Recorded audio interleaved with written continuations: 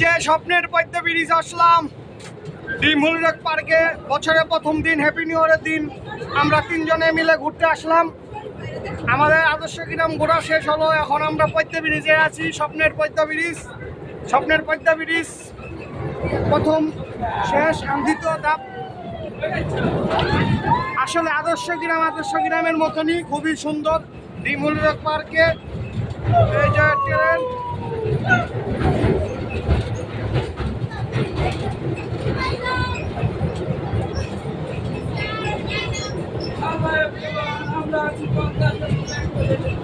স্বপ্নের পদ্মা সেতু, শেখ হাসিনার স্বপ্নের পদ্মা সেতু এটা। আমাদের আপনাদের মাঝে তুলে ধরার।